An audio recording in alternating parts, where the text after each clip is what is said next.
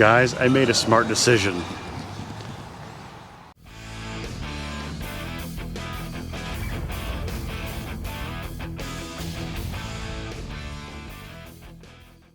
Here's my new to me 2011 Smart 4 II. Now I've had it for a couple months now, and the reason why I haven't made a video on it yet was because I lacked motivation to actually make a video, one. Two, I've been dealing with a whole bunch of title issues on this. It was a Native American title, and whenever they switched it to the Native American title, they didn't mark that the lien was paid.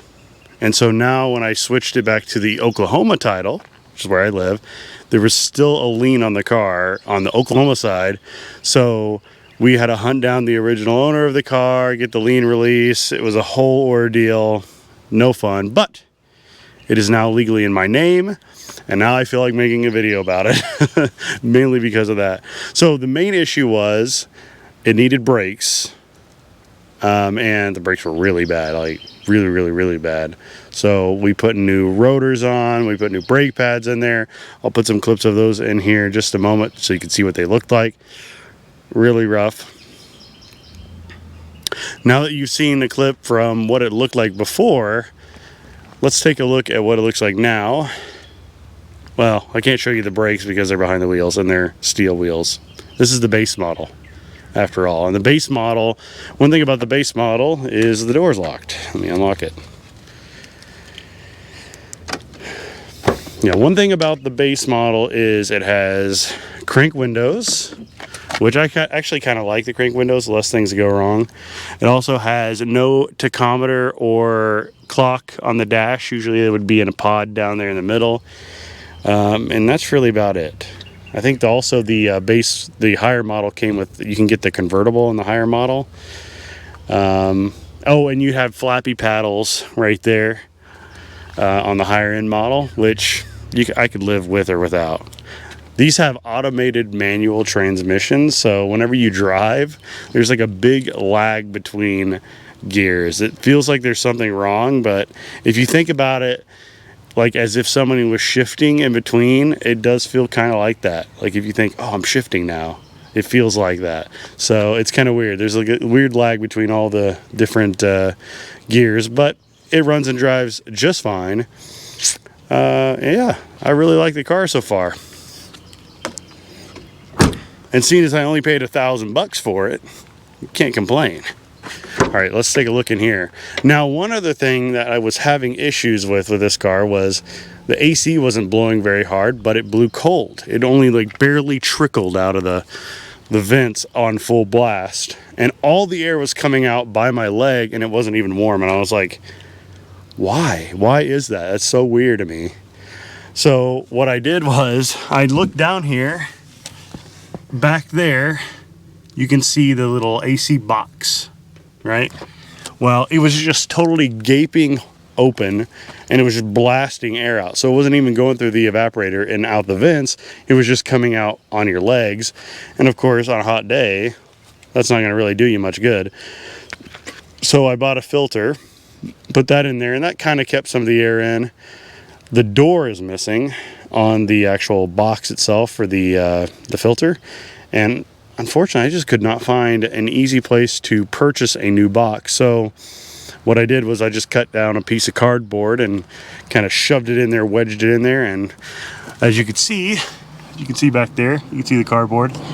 It's actually holding up really well, and all the air comes out of the vents, full blast, cold air, really nice, and it, you know, it does good. Now, there is still a few things that's wrong with the car, unfortunately. One of the things is the hatch, the latch doesn't work properly. So you'll be able to open it up. So let's go ahead and open it up here.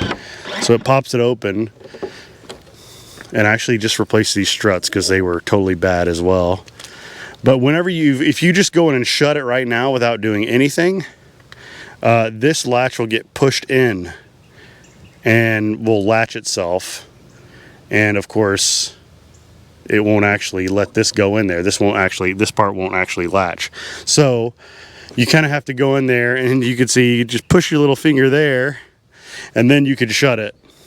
and it shuts just fine. But if you don't do that, if you don't put your finger in there and just push it a little bit out of the way, it'll just it won't shut, and then you'll have to fiddle with it for like I don't know how many minutes trying to unlock it and actuate the button and use a screwdriver to get it out. It's don't even want to mess with it. So I think what I'm going to end up doing at some point is taking, hopefully soon, because I want to get rid of this car, I want to flip it. I only paid $1,000. I want to see how much I can get out of it. But basically, I need to take this whole section off, get to the switch or the latch, and then see what's wrong with it. And if I have to, replace it. It's like $60 for a new one. Not too bad.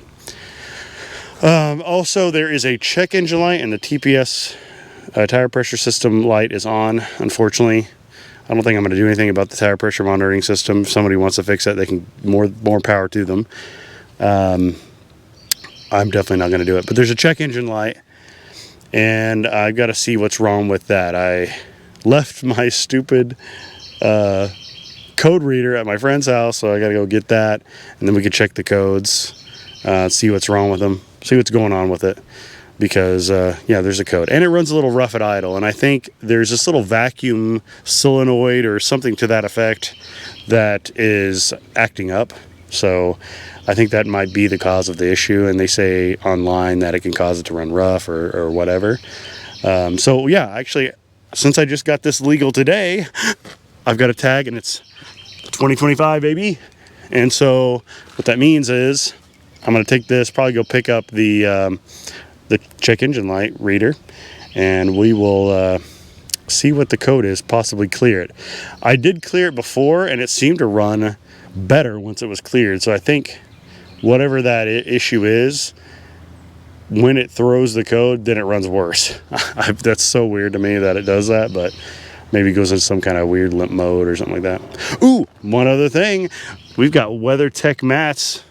Good quality mats, so that's like a pretty, that's like these aren't cheap, so just to get these thrown in is great. So also, it's green.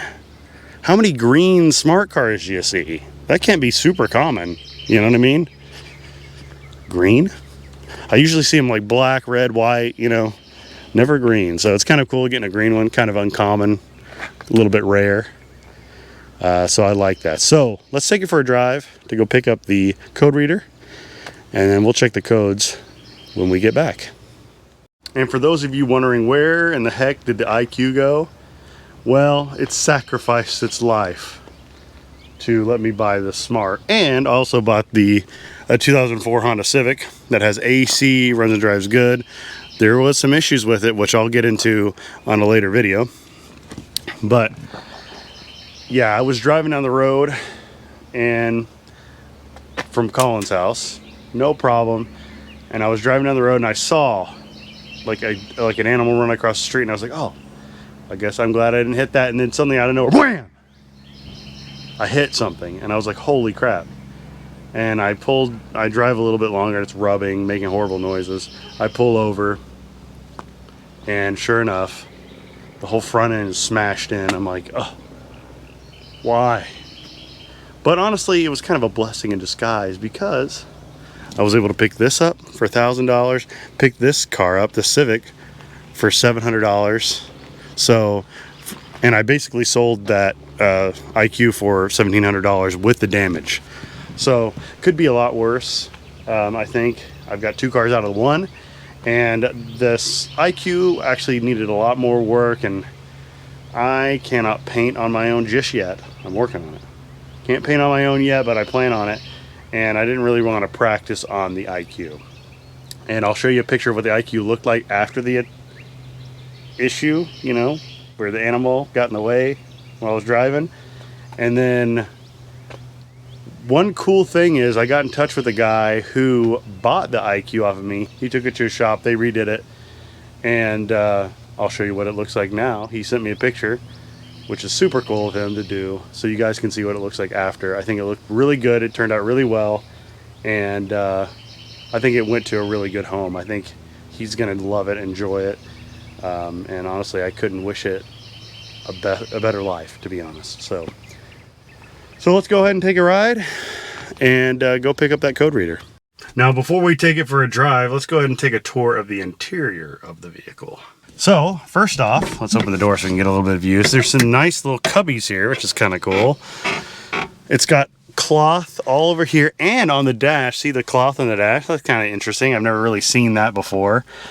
The rear view mirror's an interesting shape, but it's actually kind of perfect for looking out the back window.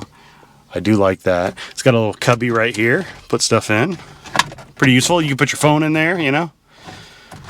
Just kind of like set it up for like Google Maps or something. This is the little blend door, which is kind of neat. You've also got your 4 little varying levels of fan speed. You got your AC button, your rear defrost, and I love the recirculation button. It's like a little tiny smart car. How cute. And then you got your, you know, temperature as well. And you got your 2, like you need it in this small of a car, but you got like your 2 lock and unlock buttons right there, and you get your tire pressure monitor button. And you've got your gauges right here. As you can see, we got miles per hour, and then we got a little screen there. And which, you know what's funny? The key goes in the middle. I was like confused multiple times by it, but you can put your key on, turn it on right there. Oh, let's turn on the fan real quick. Oh, let's turn off the audio. But yeah, we've got 143,000 miles. Not too bad. I do need to get gas, so I'm going to run by and get some gas. It does have traction control as well, which is kind of cool. You got your little tiny steering wheel. Not adjustable, unfortunately, but what are you going to do? You're going to have to stick your arms way out to, you know, get to it. You can't pull it towards you. One other thing, you got a little tiny spot for all your coins, and you got your shifter. Let's go ahead and start it. One cool thing about this car, it's like almost like pushing a push button, because all you got to do is turn it for a split second and the car starts. It's kind of neat. And then you've got, you know, your reverse, and you can do this and then shift it manually, which is kind of cool. I do like the manual shift. It actually is pretty fun to shift it manually. Let's shut this door so we don't have beeps on us. Check engine light, unfortunately, which we'll talk about. TPMS light, blinky blinky. I think all the sensors are totally bad at this point. But yeah, let's go ahead and get her going. Though it is hot in here, because it is like 90-something degrees outside in Oklahoma right now. Let's get some AC, turn the recirc on. And you guys probably can't hear me because the fans are quite loud. But we'll take it for a drive, and we'll get some shots of that. All right, here we go. Driving down the road. Look both ways. As you can see, and maybe hear how delayed the shifts are. It's like, but it shifts good. Oh, bouncy. Shifts good, drives good. Can't really complain for $1,000. I think I have like maybe 300 into it now, because I had to buy the brake rotors, the brake brake pads. I also had to buy filter, which is like 20 bucks. What else have I bought? Oh, the tags, which are like 200. So maybe like 1,300, maybe something like that. So maybe 1,400 if you want to, because I think the tags are 230 on their own. But anyways, yeah, pretty good little car.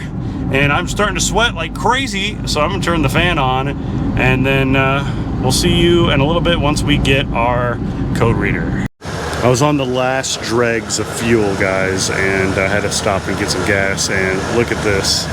The only available octane is 91, and luckily enough this car takes premium, so couldn't have planned it better. It was on E. It had like 0.4 gallons left, and it only takes about 8 gallons to fill up. Not too bad. $28. I'm gonna drive it this week for to work and back, get that use of that gas before I sell the car. Alrighty, let's go ahead and wrap this up and get on down the road. Alright guys, I'm back a couple weeks later. We've got the Smart again, and we just did the oil change, and look how tiny the little oil filter is. So cute. And it takes a 24 millimeter socket in order to get the drain plug out. It was crazy. But anyways, apart from that, we got the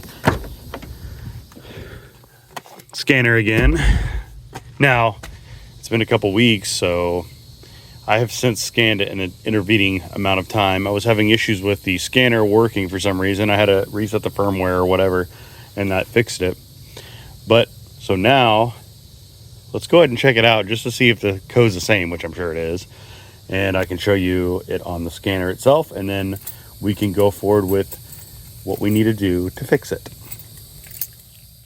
All right, we've got the scanner hooked up, key on the ignition. And let's go ahead and do the diagnostics. We're going to do smart. I only have a few of the models downloaded because I did a factory reset.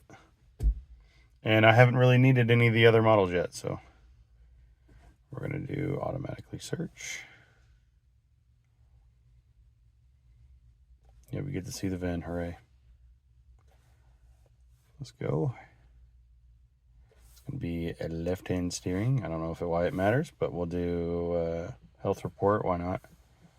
Do a quick test. Switch ignition on. It's on. Here we go. And as you can see, we can scroll through all the different codes. All of them have check marks, meaning that they're fine, except for this one, and it says P0140. Signal of oxygen sensor number 2, cylinder bank 1 does not change. So what that means is we've got an oxygen sensor that's bad. And so what we need to do is get to the oxygen sensor, and I'll show you what that takes here in a moment.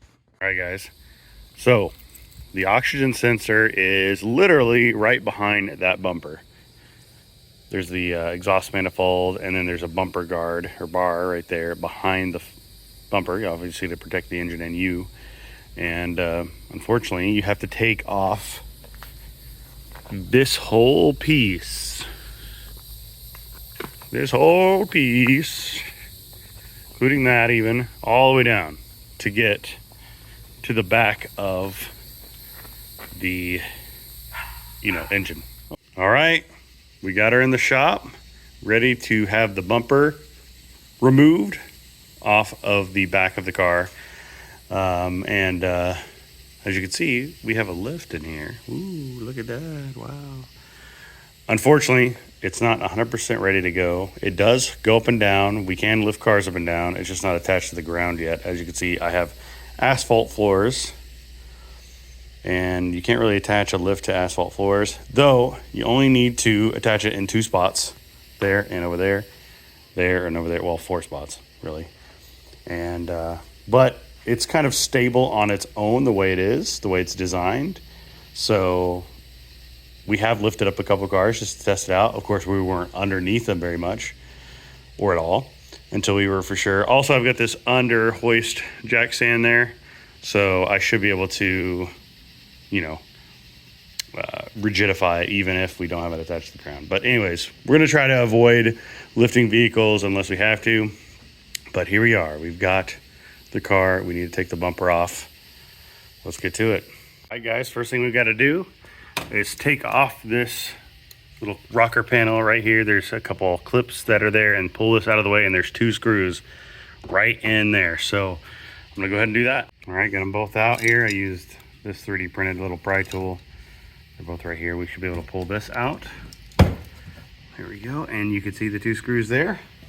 And I've got the tool that'll work for that T25. They're out, and the panel is loose, and I threw them in there right down at the bottom so I don't lose them. But now we need to go to the other side and do the same. Driver's side completed. We also got another T20 underneath the rear tailgate. Let's get that. Okay, unscrewed. Got one right here as well. Get that one loose, and one over here.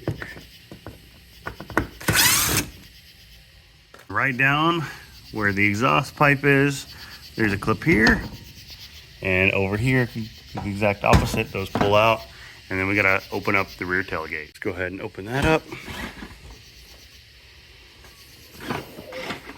Set that down, and as you can see, we've got 2 screws here and here, and here and here to remove. All right, now we got to pull these clips out. I've already got my finger kind of in here. Let's go ahead and pull this off.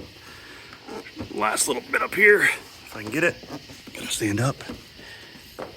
One last clip. Oh, there you go. Well, that sounded lovely. I'll have to figure out what that was. And we got to do the same for the other side. It is fully loose on this side and fully loose on this side. I do have to unhook the gas panel, and then apparently we have to go ahead and take off this cover too on the back side of the tailgate using this screw, and these 4 screws, and then that'll drop. All right, that panel came off extremely easy. We just got to remove the bumper now. All right, got the piece off here. I had to remove these puppies there and remove the button for the solenoid, which was actually really easy. It was just clipped in, so made life easy. So now that that's out of the way, let's go ahead and set it over here for now. We can work on getting the bumper off. How to take the filler cap out so that way this can come out. Got it up here, and this should theoretically just come right on out. Theoretically, I think I'm gonna need 2 hands for that. And just like that, we got the rear bumper off. We're left with a rearless. It looks really weird without everything in there. These lights actually came out really easy. You just clip these little 2 clips there and they pop right on out. Super simple. Also had to take the fuel door solenoid out as well. Very easy to do.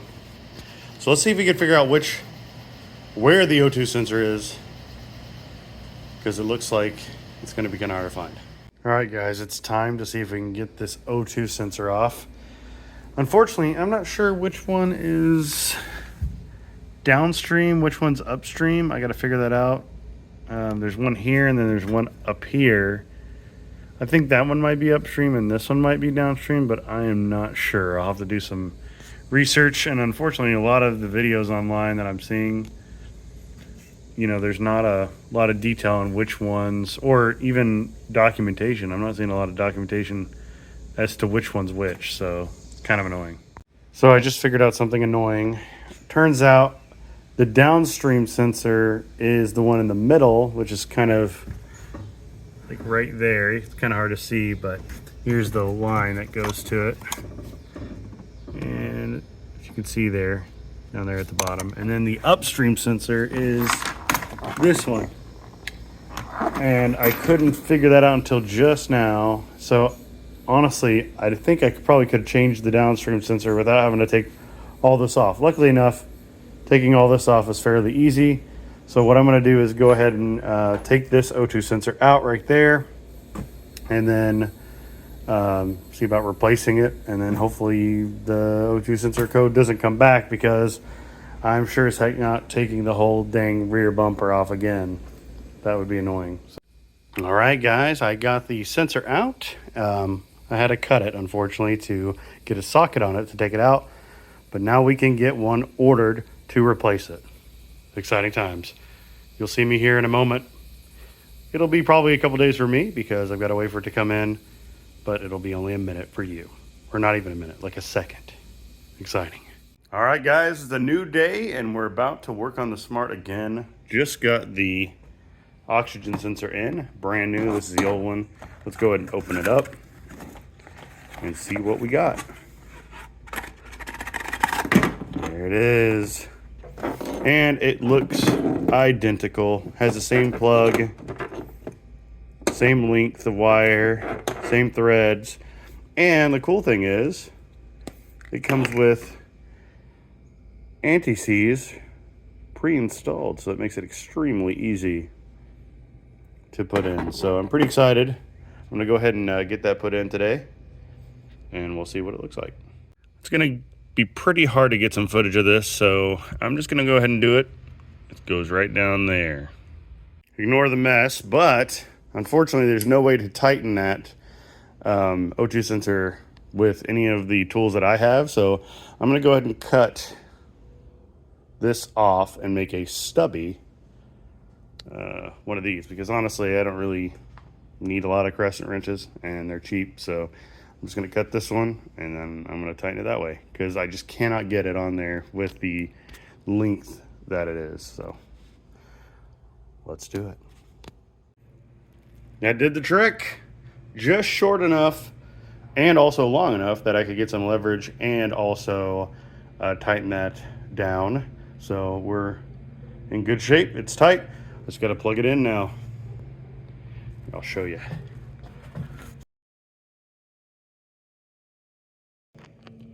She's in place. Now we just got to plug it in. All right, we got it all back together. O2 sensor plugged in. Everything's looking really good in there, apart from me being dirty, but I think that's just, it's kind of hard to clean that, you know. Anyways, we're gonna go ahead and bundle it back all together, and then we're gonna put this back on to this, because I didn't even need to take it off. Hooray. Well, I think I'm gonna need a second person. This is a little too hard to manage on my own. It's just too unwieldy, especially with how holding the lights in. They don't retain themselves easily, so you definitely need a second person. So I'm gonna wait till someone shows up, either Colin or my fiance, and we'll see if we can get it back in. All right, guys, I got Colin here with me. We got the bumper back on. It looks good, and I'm getting sprayed with water. And we've got the new radio installed. Fancy. And yeah, I think we're gonna post it after this on Facebook Marketplace. See if we can get a biter. See if we can make a little bit of money. And just like that, the Smart has sold for $3,500. Cannot beat that at all. Made a tidy profit, about $2,000. Can't complain there. And we're about to go pick up another project, so you'll see that on the next video or the video after, just depending on which one I'm working on next. I think actually the 2004 Civic will be my next video for you guys, but I'll see you guys next time on Too Many Projects Garage.